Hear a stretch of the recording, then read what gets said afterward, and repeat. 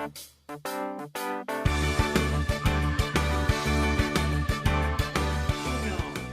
Hola a todos, bienvenidos otra vez a Mamá Contigo. El día de hoy estoy feliz. Tengo un invitado espectacular que nos va a enseñar muchísimo. Es Axel. Él es egresado de la UNAM, estudió sociología. Conduce ahora un programa de radio dentro del INER, hablando de VIH. Y bueno, tiene un blog de relatos de vida y participa en el equipo de salud haciendo detección y también haciendo consejería. De verdad, muchísimas gracias por estar aquí. Qué maravilla y qué bonito que des consejería y que des detección y que apoyes y que estés trabajando esto. No, y estoy muy, muy, muy, muy contenta de tenerte conmigo. Y bueno, pues cuéntanos un poquito de ti, Axel. ¿Estudias en la UNAM? Cuéntanos un poquito de ti. ¿Eres de la Ciudad de México? hola Claudia, muchísimas gracias por haberme invitado. La verdad estoy muy, muy contento por la invitación y emocionado aquí de estar en tu espacio. Pues bueno, sí, yo soy egresado de Sociología en la Universidad Nacional, en la UNAM. Ya tiene tiempo que egresé, pero también tiene muy poquito que me titule porque dejé un espacio entre los créditos y la tesis, como es típico en la UNAM. Ujú. Entonces, hice mi tesis precisamente, es un estudio etnográfico sobre la experiencia del diagnóstico de vivir con VIH. Entonces, bueno, digamos que también mi background académico en sociología ha sido muy enfocado en sociología de la salud, específicamente en VIH, ¿no? Entonces también desde ahí lo he investigado muchísimo. También mi experiencia personal, yo vivo con VIH desde hace 6 años y medio, un poquito más, 6 años y 8 meses más o menos. Hoy tengo 27 años, pero en ese entonces tenía 21 años cuando fui diagnosticado. Entonces, sí, digamos que casi todos mis 20 han sido desde la experiencia de vivir con el virus, ¿no? Ok. Y bueno, soy de la Ciudad de México. Bueno, nací en la Ciudad de México, crecí en un pueblo al norte del Estado de México, así ya es un pueblito, muy cerca de Hidalgo. Y desde que entré a la universidad me mudé a la Ciudad de México de nuevo. Entonces ahorita me acabo de mudar otra vez dentro de la ciudad, aquí en la colonia Tabacalera. Estoy muy contento porque me gusta muchísimo esa colonia. O sea, siento que tiene algo de vida citadina. O sea, es algo muy interesante, la verdad. Y estoy muy cerca de mi trabajo. Yo trabajo en Inspira Cambio, que es una asociación que trabaja con salud sexual, salud reproductiva y sobre todo enfocado en mujeres y en población LGBT, ¿no? Eh, y uno de los temas principales es infecciones de transmisión sexual, pero también VIH específicamente. Entonces, yo estoy en el área de salud sexual donde yo hago pruebas y detección junto con otros compañeros de consejeres. Y también estoy en un programa de Hagamos Comunidad, donde trabajamos específicamente con personas que vivimos con VIH. ¿Lo ven? Tenemos una persona maravillosa que nos va a enseñar. Es por eso que estoy tan contenta, porque esto necesitamos, que nos enseñen, que nos expliquen y quitar los estigmas que son terribles. Me comentas, muy joven, a los 21 años, te enteras de tu diagnóstico. Sí, sí, sí. Eh, Cómo vives esa noticia? Uy, fue muy fuerte en su momento, ¿no? Porque yo además nunca me había hecho pruebas antes. O sea, mi primera prueba, positivo, ¿no? Yo fui a la clínica especializada Condesa, que se encuentra en la colonia Condesa. Sí. Ahora ya hay dos, hay otra en Iztapalapa también, pero bueno, yo fui a la que está en Condesa. Y fui en ese entonces, fui más o menos en enero, recuerdo, era enero del 2014. Me hice la prueba y bueno, pues resultó reactiva. Entonces, por protocolo te tienen que hacer otra prueba rápida para confirmar y después te hacen una confirmatoria. Este, entonces, salí reactivo en las dos y pues para mí fue un golpe muy fuerte porque aunque yo sabía algo de información, pues en realidad creo que estaba muy desinformado y aparte estaba como muy influenciado por todos los estigmas e imaginarios y representaciones muy negativas que existen alrededor de la infección de VIH. Entonces, lo primero que me llegó a la mente fue muerte, por ejemplo, ¿no? Entonces, yo me acuerdo que me puse, o sea, lloré, lloré en el Claro. consultorio con la consejera. ¿Cómo Y no? yo, por ejemplo, poco antes, meses antes, yo había sido seleccionado en la facultad para irme de intercambio a Dinamarca en ese entonces. Y yo dije, no, pues ya valió, ¿no? O sea, ya no sé qué va a ser de mi futuro, de mi vida.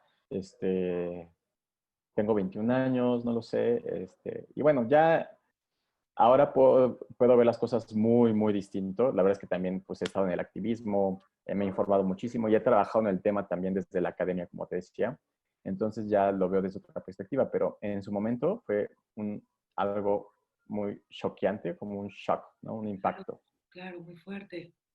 Ujú. Y ya que te enteras, con quién recurres? ¿Vas solo a hacerte tu prueba? ¿Vas Sí, solito? sí, yo fui solo, la verdad. Wow, Creo que, pues cada quien sabe cómo va, pero yo recomendaría que siempre fueras con alguien claro. que estimas mucho. Mi primera red de apoyo fueron amigos, a mis tres mejores amigos, ¿no? A los que yo les mencioné inmediatamente. Uno de ellos era como una pareja más o menos, todavía no éramos pareja oficialmente, pero lo consideraba y lo considero hoy en día todavía mi amigo, ¿no? Eh, Fueron las tres personas a las que les informé. A mi familia no le compartí el estatus por 5 años. A mis hermanos solamente, a mis hermanos sí se los compartí un poco antes, pero a mis padres no, porque pues no tenía mucho que yo había salido del closet oficialmente, o sea, como muy abiertamente, y había sido un proceso un poco complicado con mis padres en su momento, ¿no? Entonces yo no lo compartí con ellos y aparte yo quería estar como muchísimo más en confianza y seguro de mí mismo para después abrirlo con ellos. Esa fue mi postura, ¿no? Claro, Eh, primero comprender qué te está pasando y después ya poderlo exponer, sobre todo con tu familia, ¿no? Que sí, si habías salido del closet como chico gay y ya habías visto que era como complicado y sí, de pronto ahora tengo que dar esta segunda noticia, sí, sí. noticia tan fuerte, toma tiempo, pero qué duro que la hayas pasado solito. O sea, bueno, me cuentas que tuviste dos amigos o tres amigos, pero es sumamente importante, supongo, también estar acompañado de tus padres, ¿no? O de tu núcleo, de tu núcleo más cercano. Sí, yo creo que siempre es muy importante tener una red de apoyo que te va a dar como ese soporte emocional, ya sean amigos o familiares. Sí creo que cuando la familia es ese apoyo emocional es 1000 veces mejor, ¿no? Porque es un núcleo con el que creciste, ¿no? Y Ujú. entonces cuando hay ese apoyo, yo creo que sí puedes lidiar con el diagnóstico de una mejor manera porque sabes que hay alguien ahí que va a estar apoyándote y que va a estar respaldándote. Cuando ya se los compartí a mis papás 5 años después, la verdad es que me sorprendió muchísimo la forma en la que tomaron la noticia. Creo que lo tomaron de una manera muy, muy positiva, en el sentido de que me apoyaron, ¿no? O sea, me hicieron las preguntas como básicas, como de ¿cómo estás? ¿Te estás atendiendo? ¿Qué significa eso? ¿No? O sea, porque también tienen estas dudas, o sea, todas las personas tenemos dudas al respecto. Y como me vieron muy estable más conmigo, o sea, como que yo ya estaba muy tranquilo y muy seguro conmigo mismo, como que eso también les dio confianza. Aunque seguramente ellos todavía pues, han de tener sus dudas, ¿no? Porque luego me las preguntan y así. Pero el saber que ellos estaban ahí para apoyarme, a mí me dio una sensación como de paz y de libertad también, ¿Cómo no? como de tranquilidad. Sobre todo porque yo de repente empecé a ser más público con mi diagnóstico, mi tesis fue sobre el tema, empezaba a escribir sobre el tema, entonces para mí era una forma de que, por ahí hay algo que todavía me contiene, ¿no? Mi familia no lo sabe y tengo miedo que en algún momento se enteren porque lo leyeron por ahí. Entonces, cuando yo lo pude hablar con ellos y ellos no tuvieron ningún problema, fue muy bonito. Descansaste. Sí, Descansaste, totalmente. ¿no? La Sí. verdad te hará libre, ¿no? Y, qué tan bueno es, porque bueno, salir del closet con los papás, comentarles que uno de la orientación sexual, hola, hola, ¿te me fuiste? Ah, aquí estás. Este, salir del closet, primero por la orientación, bueno, es todo un paso. Pero, por ejemplo, salir del closet con un diagnóstico de VIH ante la sociedad, ¿tú lo recomiendas? Mira, es un poco puede ser muy parecido a la experiencia de salir del closet como hombre gay o como mujer lesbiana o como, sí, sobre todo en esas, me voy a quedar en orientaciones sexuales, ¿no? Ajá. Mm, yo creo que también depende del contexto cultural en el que vivas. Sin embargo, sí creo que, por ejemplo, aunque todavía hay mucho por trabajar en el tema, en la agenda LGBT, se han dado unos pasos, se han dado más pasos, por ejemplo, ¿no? En el tema LGBT, lo cual a algunas personas nos ha permitido salir del closet quizás con mayor tranquilidad o sin tanto problema, ¿no? Yo sí tuve algunos inconvenientes, pero creo que no fueron los grandes inconvenientes como otras personas lo han atravesado, ¿no? O sea, de alguna manera al final tuve el apoyo de mis padres. Sin embargo, el tema del VIH es, el tema es que se cruza con la idea que tenemos de enfermedad, de, de, de riesgo, de comportamientos de riesgo, de culpas. Ujú. Entonces, porque de alguna manera uno puede decir, bueno, yo soy gay porque así nací, ¿no? Pero el tema del VIH, aunque sabes que es una enfermedad o una infección, bueno, es una infección que te da, siempre hay un tema de culpa muy constante y de que te crean ciertos estigmas. Entonces, salir del closet cuando eres VIH positivo, como VIH positivo, puede ser muy complicado y te puede poner en una situación de vulnerabilidad muy grande y más si, por ejemplo, eres chico gay, ¿no? Ujú. O porque se cruzan ciertas vulnerabilidades. Sin embargo, yo no recomiendo, o sea, no voy a decir como, oye, tienen que salir del closet con VIH positivos porque me parece que cada quien tiene sus tiempos, sus contextos y sus formas de llevarlo. Claro. Pero sí puedo decir que cuando yo empecé a ser abiertamente abierto con mi diagnóstico más público y lo compartía, también me sentí liberado y me sentí como más tranquilo conmigo mismo, pero ese también soy yo, Axel, ¿no? O sea, también estamos hablando de un contexto en el que pues yo también tuve una educación mucho más liberal o más, o sea, me he podido empoderar de alguna manera. Sí creo que, por ejemplo, todo el mundo tiene derecho a la confidencialidad, seas público o no. O sea, nadie tiene derecho a estar compartiendo el estatus de otras personas, por muy públicas que estas personas sean. Sí, pero, te repito, para mí ha sido un proceso muy lindo, me siento mucho más tranquilo y creo que cuando tú pones el tema así, como en la opinión pública, sí rompes estigmas y sí haces que la gente se pregunte y se informe. O sea, cuando la gente de repente sabe, ah, ya que se vive con VIH, pues pueden tener muchos imaginarios, pero de alguna manera ya el VIH está ahí, o sea, ya en su mente. Y de alguna manera ellos, pues en algún punto quizás van a investigar o van a preguntarse o van a dudar y van a decir, ¿qué será? ¿Qué es esto? ¿Estará bien, Axel, o no? Pero ya con esas pequeñas semillitas, uno empieza a poner el VIH en la agenda pública, ¿no? En la opinión pública. Y entonces la gente, pues espera que se informe, o al menos busque, me pregunte, oye, Axel, pues leí esto, ¿qué pasó? Y ya yo pues, seguramente les voy a decir, no, tranquilo, mira, el VIH tal, tal, tal, tal, tal. Y eso ya es un proceso de información, ¿no? Como de incidencia cultural. Claro, por supuesto, me pasaba un poco de otra manera cuando yo salgo del closet conmigo y empiezo a trabajar, entonces soy pública, ¿no? Y entonces, pues la mayoría de la gente o amigos ay, Clau tiene un hijo gay, pero todo el mundo empezó a levantar la mano y todo el mundo me decía, yo también, y yo Ajá, también, mi hijo también, y mi sobrino también, y todo el mundo, ¿no? Y Clau, ¿cómo va? ¿Y cómo hago? Y entonces te empiezan a preguntar y es como puedes empezar a ayudar. Y supongo que, como me explicas, así ha sucedido contigo.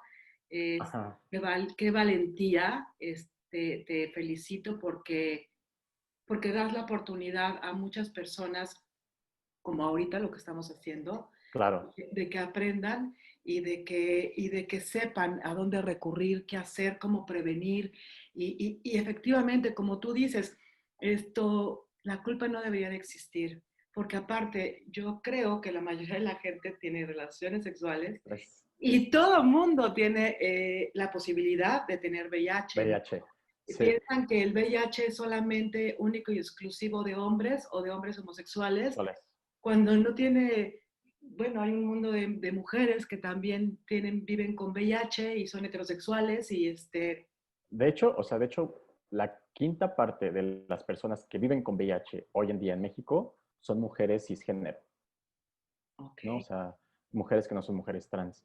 O sea, la prevalencia en mujeres cisgénero es muy poquita porque estamos hablando de que las mujeres cisgénero son el 50% de la población en promedio, ¿no? Entonces, si tú tomas en cuenta el número de mujeres que viven con VIH con todas las mujeres que viven en México, pues son poquitas, ¿no? Comparado, por ejemplo, con el número de hombres gays que viven con VIH, con el número total de hombres gays que han salido hasta ahorita públicamente, pues sí encontramos que la prevalencia es mayor.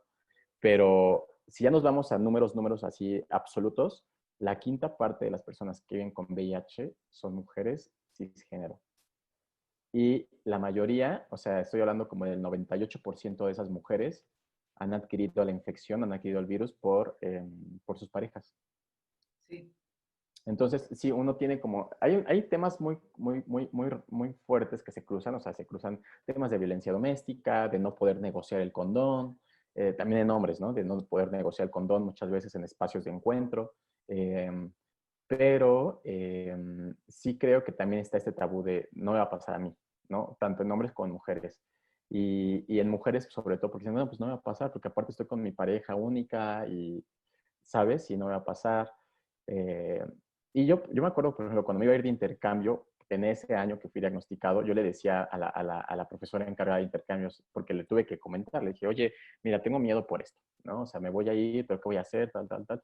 Y me dijo, y también entramos como más en la plática, yo todavía tenía como mucho sentimiento de culpa, y me dijo algo muy parecido a lo que me acabas de decir, me dijo como, Axel, pero, güey, todo, o sea, todo el mundo coge, y todo el mundo coge, y a veces todo el mundo coge sin condón, ¿no? O sea, tú no sabes todo el lío sexual que hay en la facultad a veces o en las oficinas de gobierno entre que la secretaria, el secretario, que no sé quién, dice, solamente que hay estigmas tan grandes en ciertas poblaciones que precisamente hacen que lo vivas como con culpa, ¿no?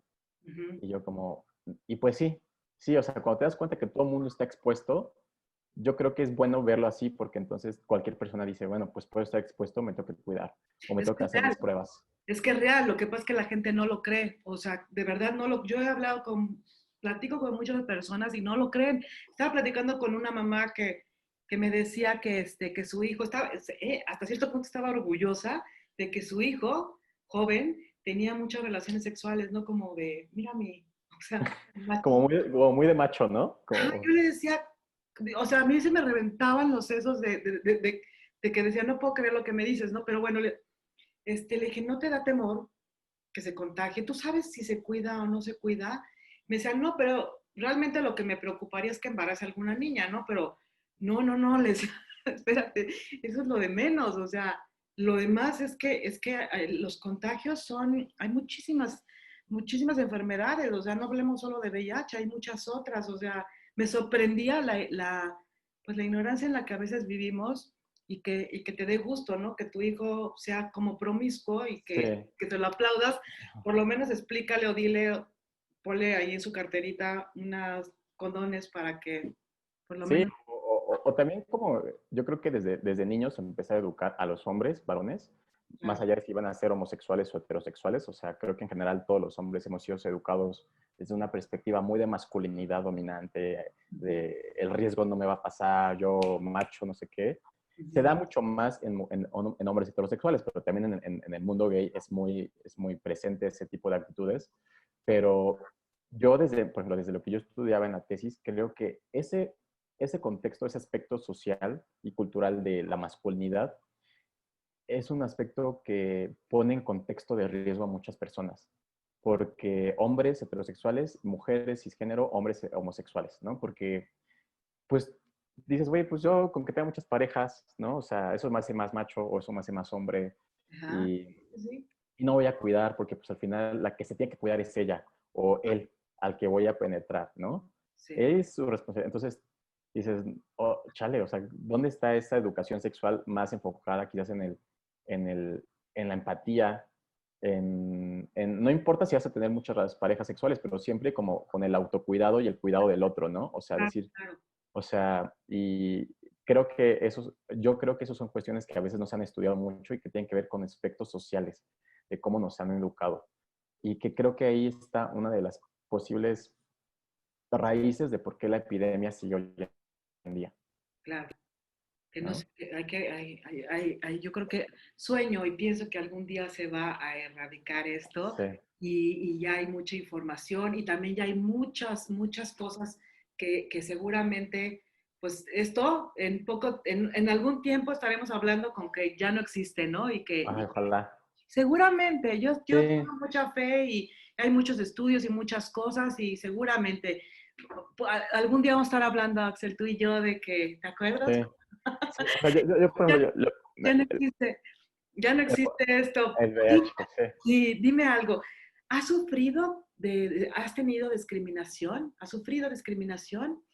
Mm, pues he sufrido discriminación sobre todo cuando estoy en el aspecto sexual, ¿no? Ese ha sido como en el campo en el que he sufrido discriminación.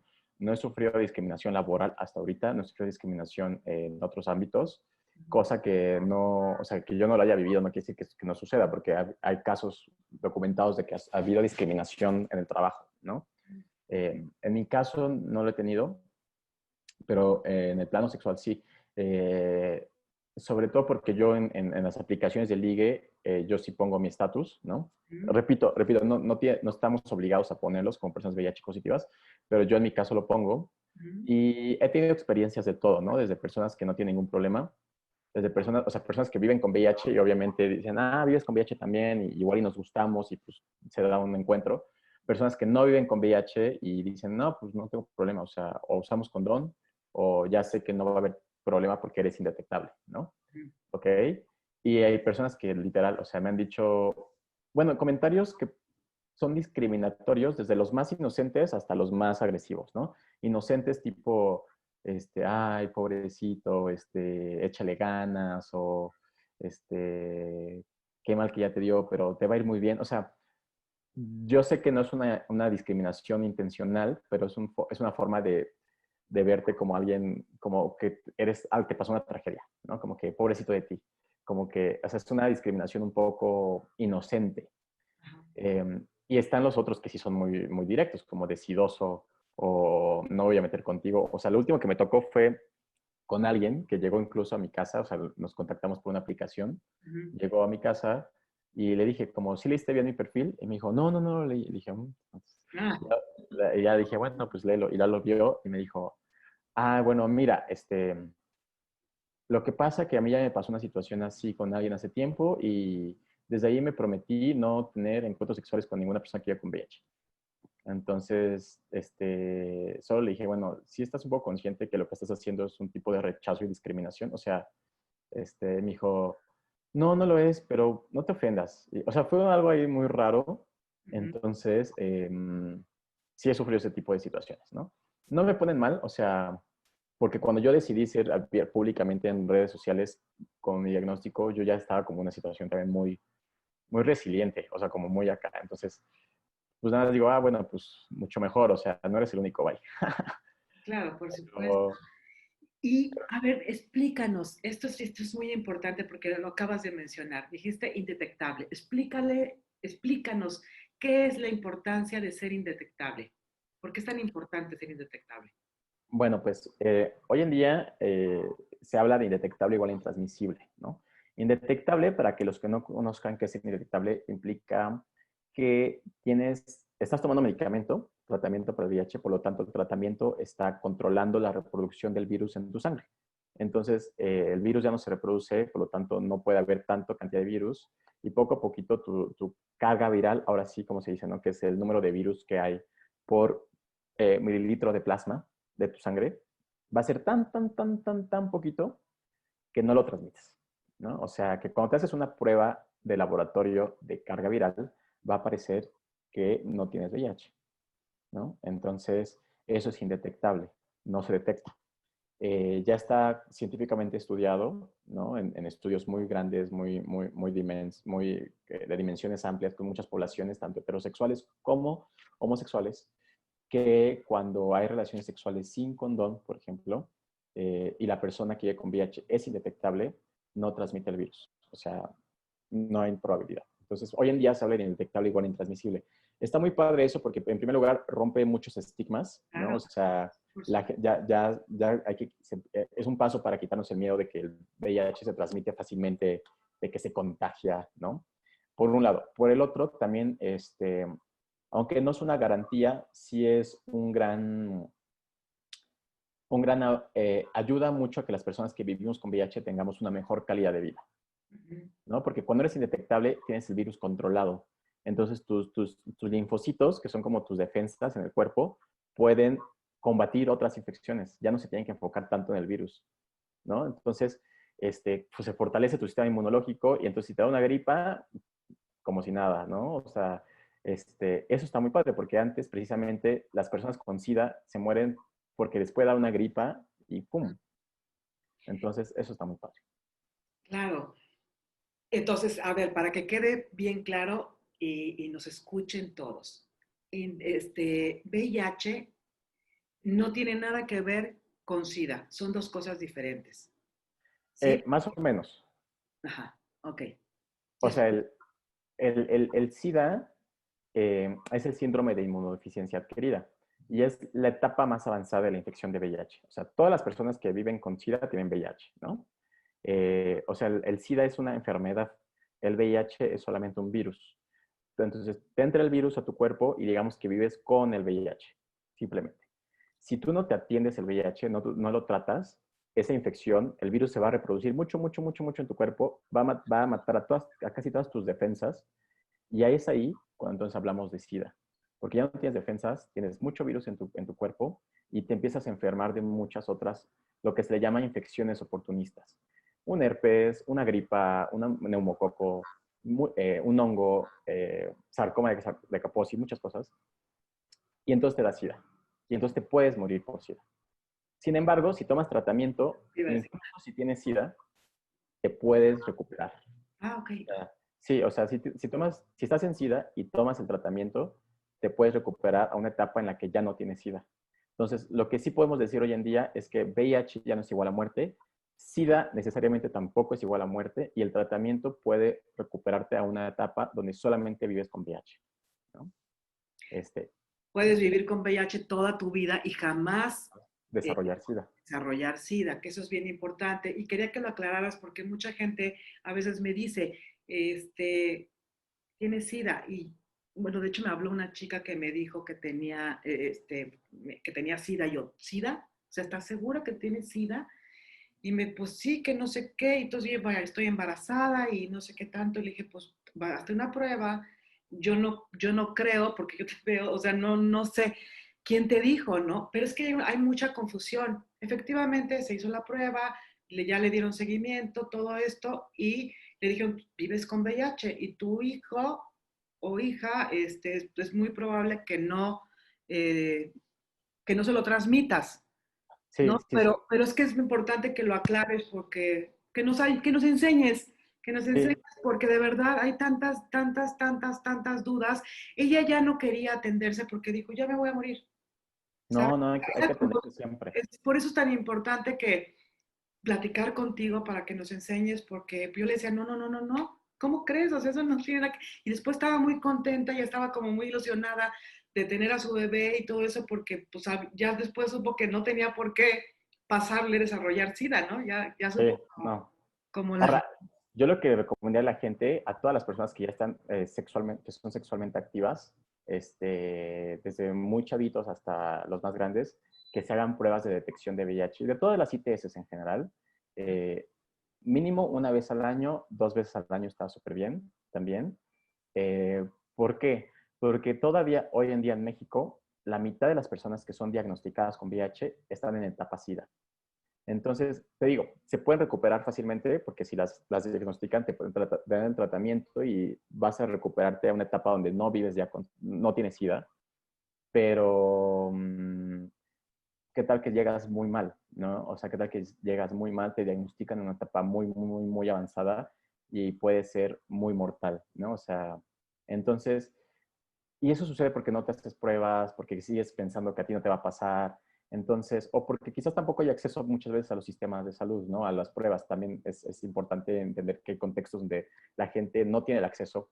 Entonces, bueno, para todos aquellos y aquellas que sí tienen acceso, que saben, que viven en la ciudad o en lugares donde hay espacios donde puedes hacer la prueba, hágansela. O sea, yo sé que les da miedito y te da como mucho, mucho miedo, pero es muchísimo mejor hacértela y que te diagnostiquen a tiempo. O sea, entre más pronto te diagnostiquen, más rápido va a ser el tratamiento, que te llegues indetectable y tu calidad de vida va a ser mucho mejor. Entonces sí, háganlo, por favor.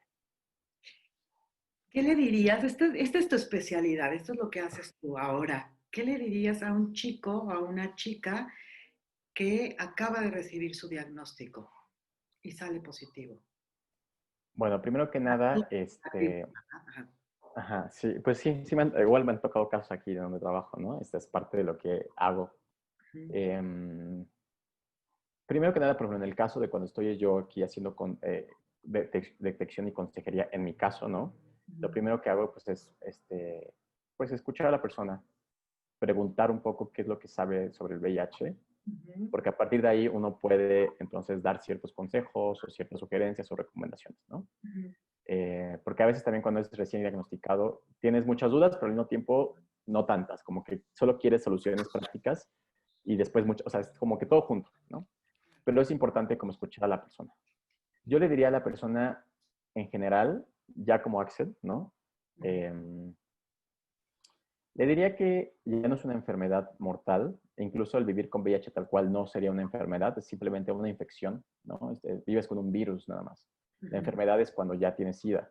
ujú. Eh, Le diría que ya no es mortal, que el tratamiento está muchísimo mejor, hace 5 años incluso, o sea, es hoy en día una pastilla cuyos efectos adversos son muy poquitos, o sea, casi nada, y que puede llevar una vida bien, ¿no? O sea, normal, digamos, entre comillas, como cualquier otra persona. Sí le diría, por ejemplo, que sí va a haber una transformación en su cambio de vida, porque sí me gustaría que la gente entienda que sí es algo que te transforma. O sea, desde el hecho de que tienes que tomar una pastilla todos los días, tienes que ir a tus consultas médicas, quizás durante el primer año cada mes, ya después más espaciadas, ¿no?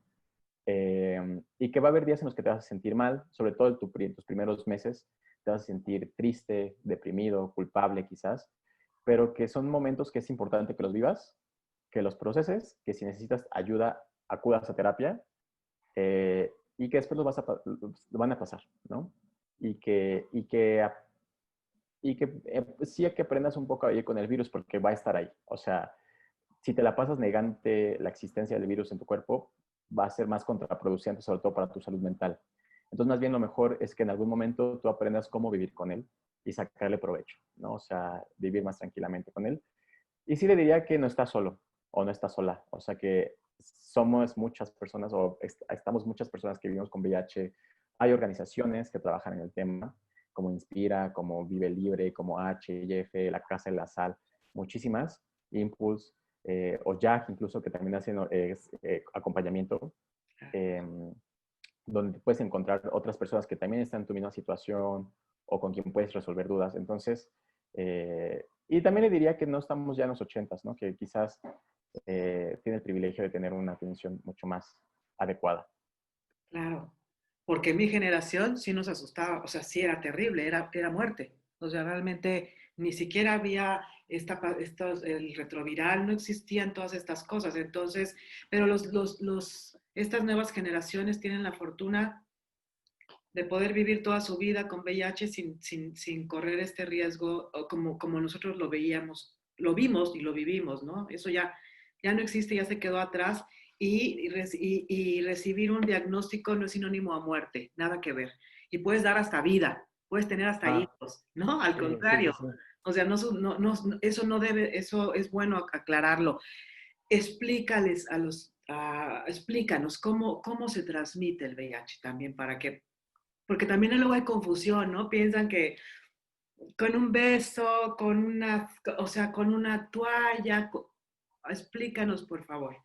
Sí, claro, el VIH, bueno, precisamente como lo acabas de mencionar, tal cual, se transmite y no se contagia. Es muy importante esta distinción entre términos porque la palabra contagio remite mucho a una cuestión de contacto directo, de proximidad, ¿no? O sea, etimológicamente esa es como la raíz de contagio. Entonces, el COVID-19 se contagia, por ejemplo, Ajá. porque yo puedo toser, no sé, por ahí dejé mis partículas, tú llegas y agarras la misma taza que yo agarré y te puedes contagiar, ¿no? Hay ciertas ITS que sí son contagiosas. pero el VIH específicamente se transmite. ¿Por qué se dice que transmisión? Porque necesitas ciertos mecanismos muy específicos para poder pasar de un cuerpo a otro, ¿no?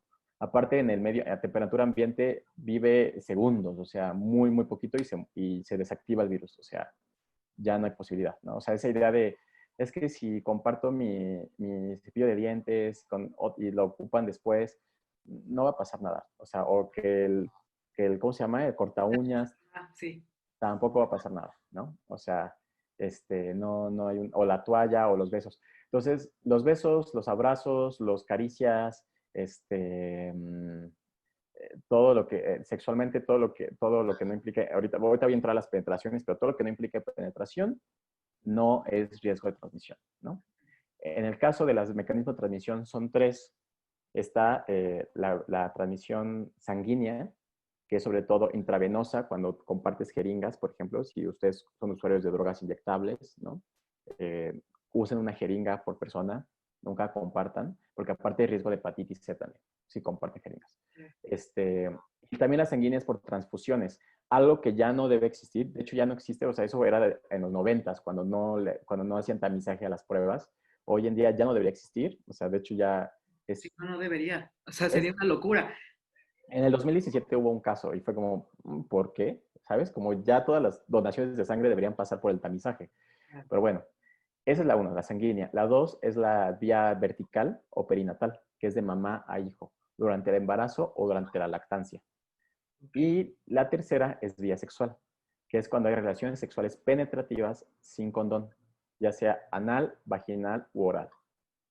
La oral se menciona porque al final todo sexo sin condón es de riesgo, ¿no?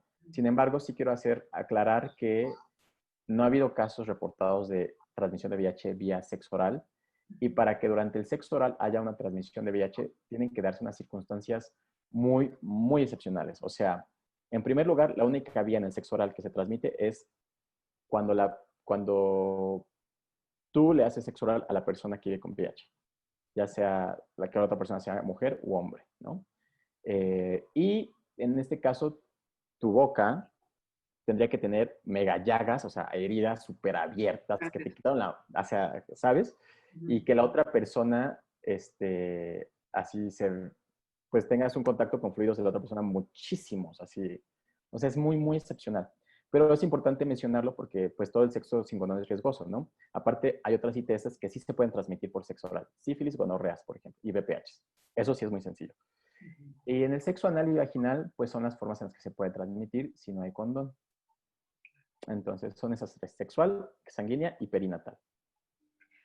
Así es que ya sabemos todos para que pongamos atención. También ya nos explicó que indetectable es como dijiste la palabra Intransmisible. intransmisible.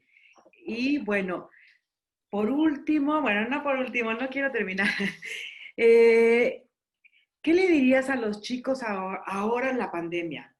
Porque también mencionaste que hay muchas personas que no se hacen pruebas y desgraciadamente, o sea, si te haces una prueba y estás muy al principio no pasa nada, pero si te la haces después de muchísimo tiempo, pues a lo mejor ya, Ya ¿no? avanzó la infección. Pero ahora en la pandemia sé que también está pasando que no se van a hacer las pruebas, que dejaron la gente como de atenderse. ¿Y qué les podrías decir ahora a estos chicos ahorita en la pandemia? Ok, pues yo les diría que ahorita que ya se está un poco, pues no normalizando, ¿no? Pero como que ya nos estamos un poquito más como adaptando a cómo es esta vida en pandemia. Hay varias instituciones, tanto públicas como privadas, asociaciones me refiero, que están haciendo pruebas diagnósticas, tanto de VIH como de sífilis, hepatitis B y hepatitis C. Inspira Cambio AC, que es donde yo trabajo, estuvimos durante toda la pandemia haciendo pruebas, obviamente con todo el confinamiento y con todas las medidas de seguridad, o sea, con cubrebocas, todo se hace con previa cita para evitar como aglomeraciones y solamente estamos como un consejero al día, o sea, por turno. Entonces sí son poquitas las citas, pero digamos que está la oportunidad siempre, ¿no? Para que vengan a hacerse una prueba. Y obviamente, pues si tienen miedo, pues tomen el Uber o vénganse en taxi o tomen sus medidas de precaución en el transporte público. Llegan acá, les hacemos la prueba y el resultado es inmediato, ¿no? O sea, son pruebas rápidas. Hay otras asociaciones que también lo han hecho, pero pues bueno, yo ahorita hablo de Inspira porque es donde trabajo.